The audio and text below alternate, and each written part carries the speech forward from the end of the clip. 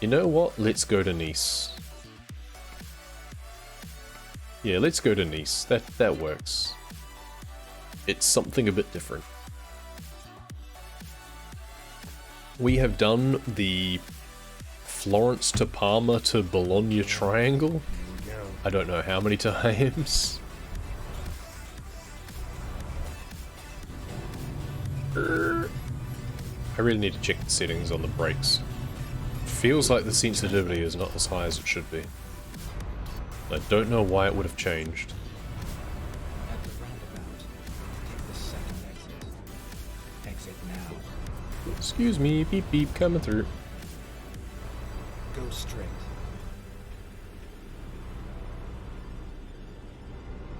At the roundabout, take the second exit.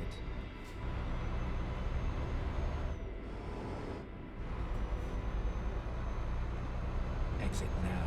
Kinda wish that it was the one further down so that I could actually explore that a little bit, but never mind. Get ready to Maybe turn another left. day. Turn left, and then turn left. One day we might do another Pathfinder stream. Turn left. We're here. Now drop the load and go. Back when the old trucking games you could choose the starting ending city? Correct. ETS 1, in fact. You would just choose, okay, I'm going, well, you'd be in a particular city, and you choose, I want to go to this city, and then you choose your cargo. The way, I imagine the reason they removed that is that's not very realistic. I mean, at the end of the day, Turn right, and then it is meant to be a soft simulator game. If you were a contract driver, you can't really just pick and choose. I feel like going here and taking this delivery.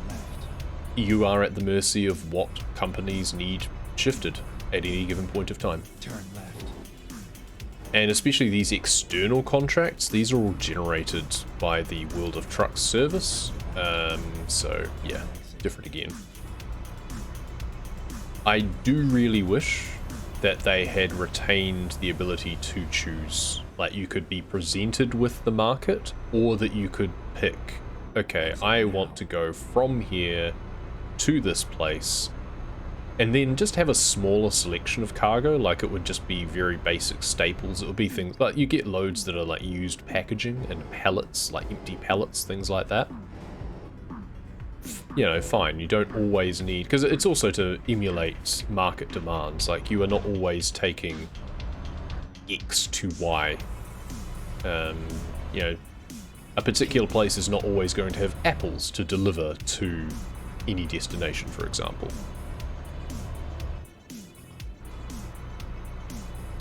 So it's meant to have that sort of realism in mind, and I get that. I don't mind that to an extent, but I do wish there was the custom option where it would just be filler jobs.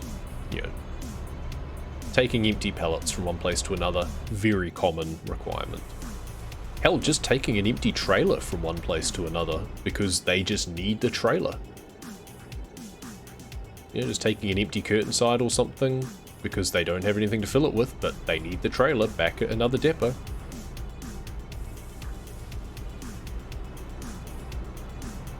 Thankfully, for casual gameplay, when you're not doing these sorts of community goals, if you're doing just freight market jobs, there is a handy little saved game editor that still works to this day. It's not really been actively supported for a while, I don't think. But I put a link to it in the speedrun forums for this game. And yeah, it's really handy. Because you can just select, okay, this city to this city, this cargo, and it just adds it to your saved game. So that way you can string things together. So if you're just like achievement hunting or something like that offline, not offline, but not doing external contracts, then you can take advantage of that. I have done that before. For, again, achievement hunting, pretty much. I have definitely done that before. But for the community events, it is all serviced through the World of Truck service, because they have to have that mechanism to log your deliveries, that yes, you've been to a qualifying place. Or sometimes for like new DLCs, there'll be the cruising goals where they'll have like a minimum requirement, and it'll be having to go to different cities, like it'll be to and from different cities in the new area.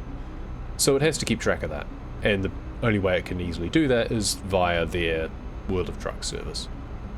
And these are the jobs where you're also limited to 90 k's an hour, which is annoying, but whatever. But they're also the ones that have the massive, like, 20 odd hours in real time to do the delivery instead of it being a game time restriction. So they have some advantages. But yeah, the save game editing is very handy when it comes to just wanting to string together a particular route of deliveries for your own sake.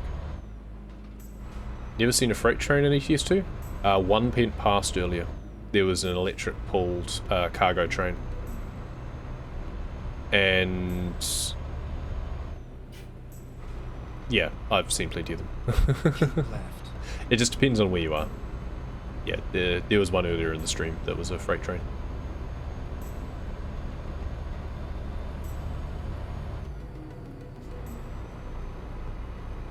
It depends where you are and how close to the train line you are. A lot of the time, you're only going to be close to it when you're actually in a city. So they're going to represent commuter trains more than they represent freight trains. Whereas in American Truck Simulator, a lot of the time the roads generally followed the rail lines. In Europe, roads were there first a lot of the time, because they were following predated areas like old Roman road routes and things like that. So the roads were already there. In America, a lot of the big, like, country crossing interstates and stuff, I believe a lot of them follow the old train lines that were laid down. Keep right. Because Right. as a country, it was built up as trains were the biggest thing.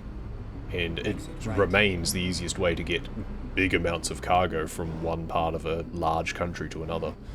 And then you use trucks from there to distribute it. So yeah, it depends entirely on where you are and what you're looking at. There's just fewer train lines in general, I think, in ETS2. ATS, they're definitely more common. And there's more train crossings as well, so you actually have to stop and wait for them a lot more. So you're kind of forced to notice them. It's a lot less common in this. Mainly because, again, because of the order in which things came in. And just, I guess, a better sense of civic planning, perhaps? Most of the time you'll be driving on a bridge over train lines or something instead of actually having to cross them. An exception to that might be kind of city centre areas, but a lot of city centres in Europe are very old. So there was no room to put a train line through them. If there's anything, then it'll be underground. There won't be a train line running through it necessarily, unless they've put it in since, you know, war reconstruction or something like that. Or the city centre is actually outside of the kind of old town. So yeah, there's a lot of reasons. All your Steam games finally got 10,000 hours. Nice. Wasting your life away? It's not a waste if you enjoy it. There's two ways that you can look at it. One, you can look at it that if you are enjoying something, it is not a waste. And in which case, there's no such thing as a waste of time so long as you're enjoying yourself.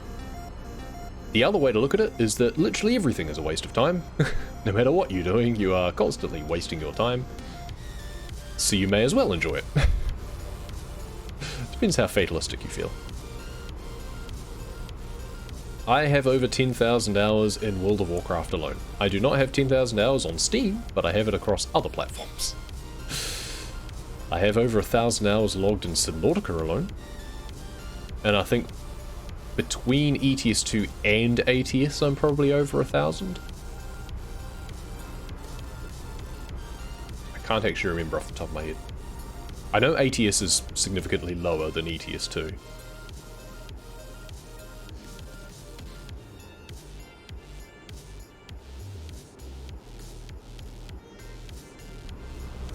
But then there's games that I played that I own on Steam, but I played them before they were available on Steam. Like Skyrim, I played over 100 hours easily before I actually had it on Steam. And on discounts, I've picked up games like Civilization 3 and 4 that I have played hundreds of hours on offline before Steam was even a thing, probably.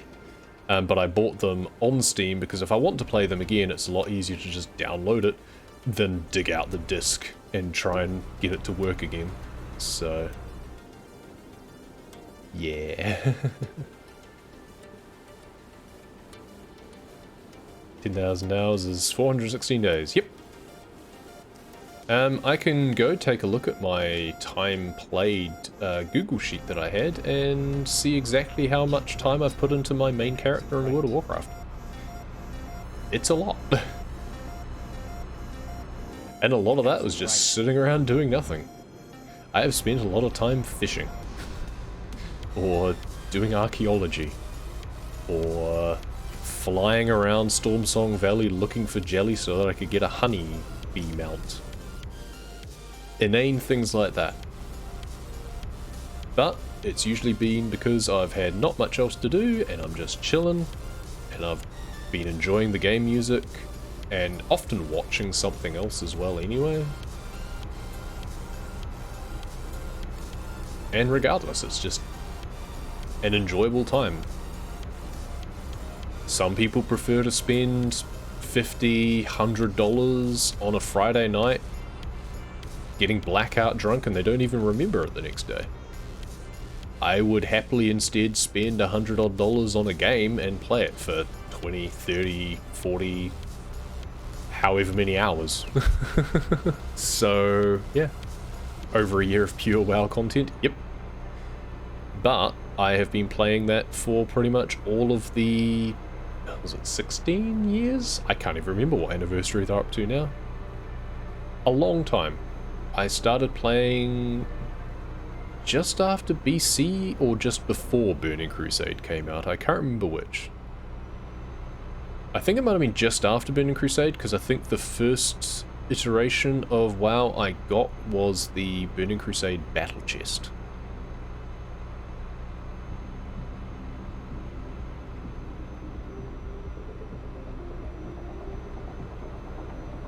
But then I was playing it on my wife's laptop while she was at uni for a lot before I actually got it myself. Because she had a DSL connection, so I thought that would be kind of necessary. But then I picked it up for myself back at where I was living with my parents when I was at uni, and ran fine on 56k. So the amount of data being transmitted is actually very lightweight. I mean, I wasn't doing raiding or anything, so that helped. Yeah, when you split it out over like a daily average, it's not that bad. And I took like a 6 to 9 month break where I wasn't even paying for the subscription, and then recently I was still paying for it. I renewed my subscription, but then didn't actually get around to playing it for ages, so they just got free money out of me for a while, but oh well. It's gonna take a long time of not playing it and still paying for it to go into any sort of entertainment budget deficit. It's like a cent an hour of entertainment value at this point.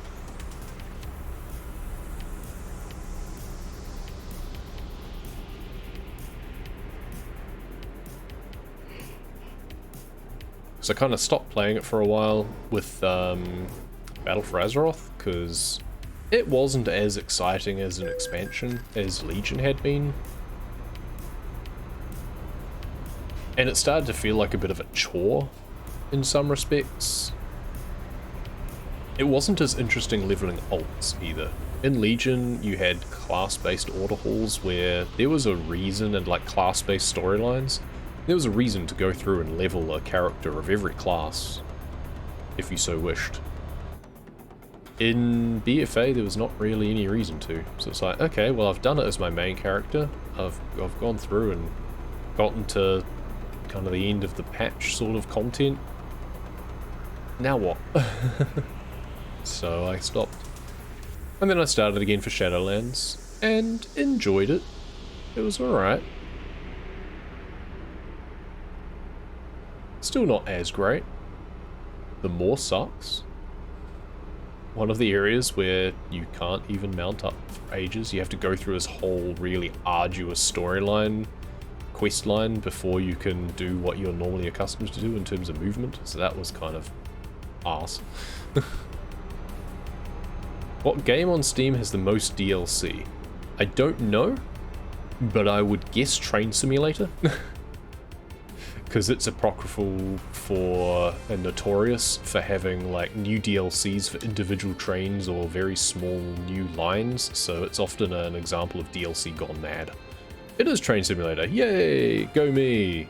Yeah, I've never played that.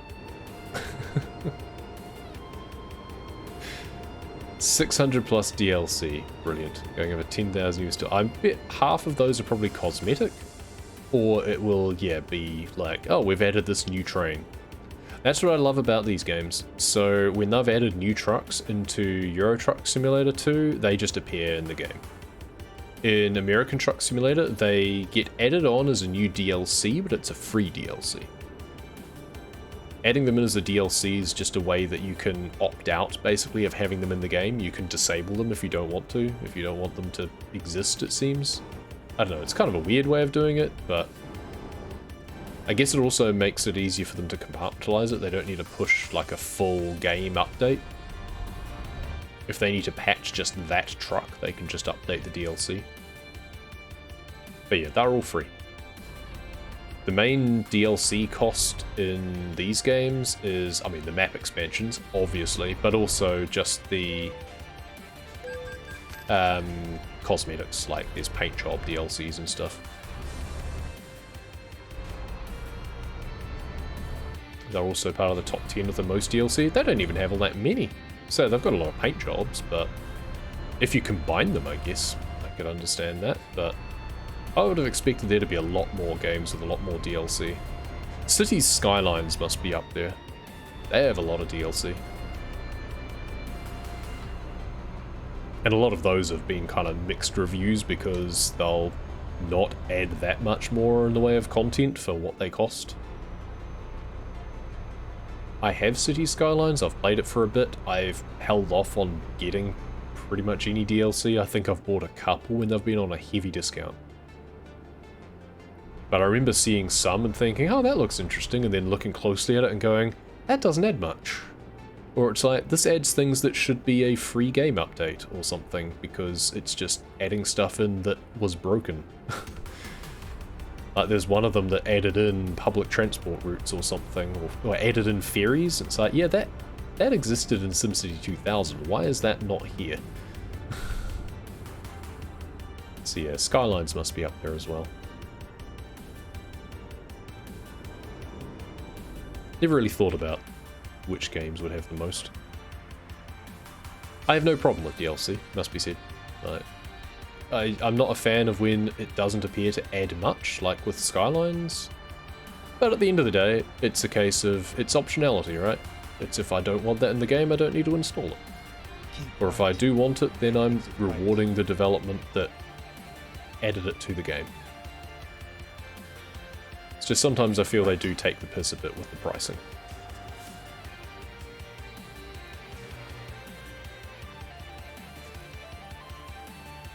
Like if it's an extra 20 bucks for a dozen new buildings and some slightly tweaked different AI or something, I'm not going to consider that as good a value as like 25 bucks for a whole new map expansion like Iberia with a huge amount of new assets and everything. Or House Flipper, you know, the Luxury DLC, the Pets DLC, where they add hundreds of new items, a dozen new missions. Even those have felt a little bit lackluster, but the amount of gameplay time you get out of them is definitely worth it for the cost. I guess it's just harder to quantify with something like Skylines, where it's a DLC to an existing gameplay loop, Get ready to where turn left. it's hard to tell where the line is that you actually start to get your money's worth from the new stuff.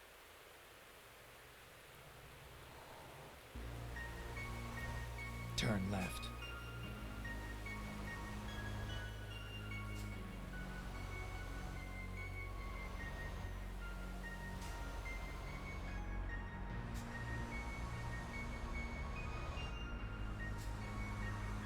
And that's the real sticking point with the Train Simulator DLC as well, is that, I mean, I would expect that very few people have all of it, because why would you? It's like, if they come out with a DLC that adds in your favorite train or something, then yeah, you get that, because then you're going to use it a lot. But otherwise, you'd be getting a lot of stuff that you're never going to actually use.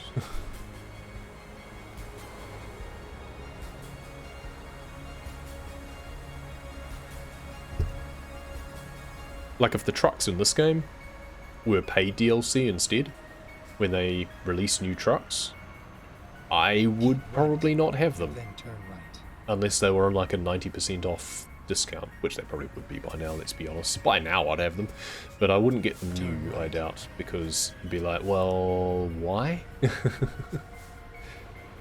I'll stick with the truck that I have and that I enjoy, and I won't even bother.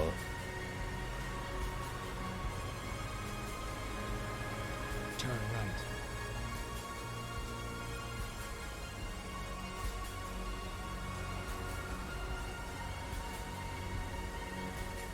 Kinda hate Paradox Interactive, they seem to buy popular games and ruin them. Okay. Purchased the rights to Prison Architect, now it has like 5 DLC that all seem to suck. Yeah, but I guess you say ruin them, but is the original game Left. still good, right? Yeah, is the base game, if you liked Prison Architect, does it still play the same? Kind of on time. Do you need those extra DLC? I mean, if they suck anyway, then does it matter?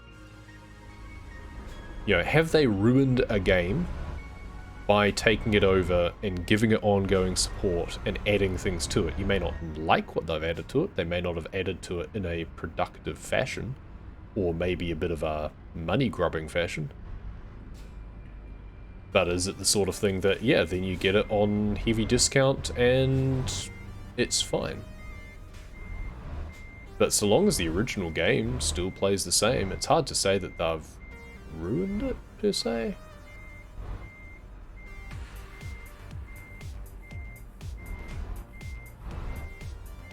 Where am I going with this? I think I'm actually... I need to go further. There's a short trailer in there. That's not where this one goes. It's probably... Is it right at the end? No. It's probably just after the refrigerator trailer.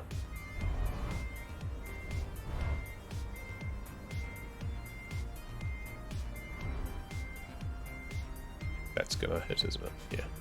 It's hard to get a sense of perspective sometimes on these mirrors.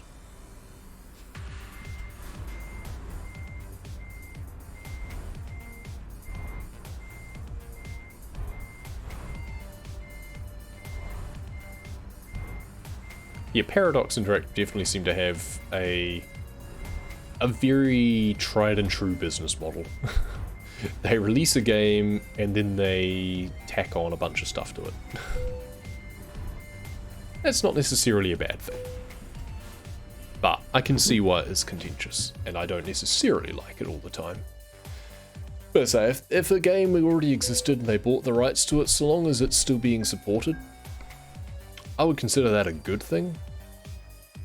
The way that they might go about providing support for it might not be ideal, but at the end of the day, they're giving more life to a game, and maybe the original developers wouldn't have otherwise. So, or if they did, it might take a lot longer.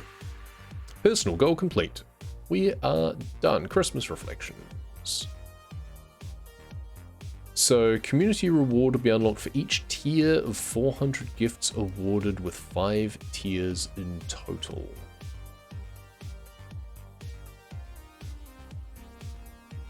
I can't remember how that actually gets, like, computed. Tiers to unlock. I imagine that it's already been achieved.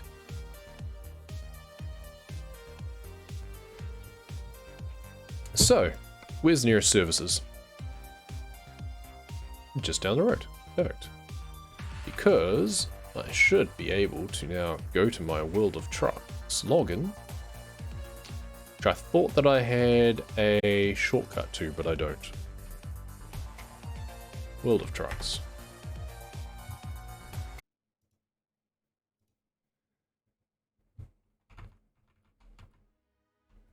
So let's go to the services and get a new paint job. The Ukraine one has done well. Still looks cool. Still very relevant.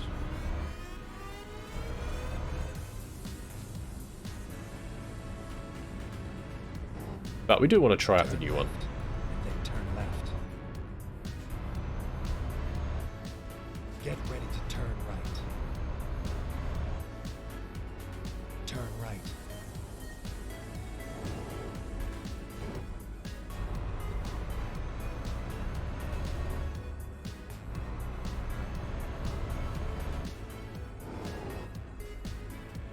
Good driving.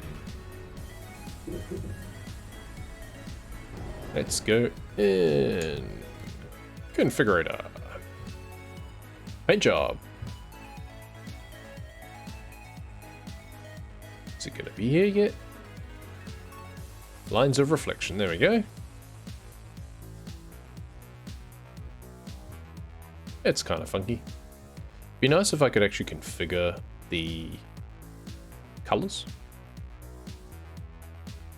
And I mean, it shows the icons there, but they don't actually show up on the truck anywhere, which is kind of a bit... I feel that if the squares there showed up down the bottom of this design bit, would be nice. But that's fine. And now cabin decorations. I think it's just hanging stuff, isn't it, really? What do we got? Peace Dove. So that's that. Oh, we also have the pumpkin head from the Halloween event. We'll go Peace Dove. We've got our Driving the Future one from the, whatchamacallit, event. The expo. Nothing new here. Need some new air fresheners. And we've got our Iberian Lynx at the back here. Okay, so there's the Kia blanket. That's kind of cool.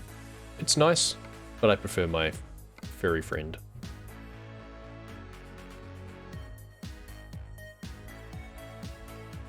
There's the love pillow. Yeah, I prefer the love pillow to the zzz pillow.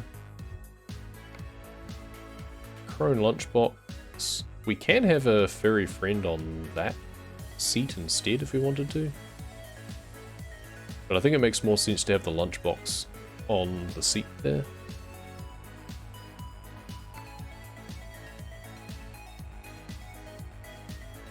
So where's everything else that we got? We need more posters. We need more stuff at the back there. Anyway, that's cool. New hangar. So it must have bobble along. Be cool to have new designs for this as well. Just some ideas for next events, you know. Just give us some new air fresheners, give us some new hangy things, maybe some new flags. Some new pennants would be nice. It's mostly just company branded things at the moment. Maybe something to hang in the window there, some different flags perhaps. I mean, there is a heart flag, I suppose. We could have a New Zealand flag, but I really hate the idea of having flags hanging out the side of a vehicle. They just look imbecilic. And drag, so, you know, not good. Confirm order. We have our funky neon truck now. Don't suppose it lights up or anything, does it? No. See, it needed to be neon and like light up when I turned the lights on. But it's alright. It still looks cool. Just not as cool as it could. Anyway, that is that done. Oh yes, the new inventory items. Thank you for telling me, I was just looking there. Candle of Hope, I missed where that one was. That was probably something to go on the dashboard, but I didn't see it. That's all good. So, we are done with ETS2 again for the time being. Next time we will be taking on the rest of Texas and completing the community event for the personal goal for that community event as well. Thank you very much for watching, and we'll see you next time.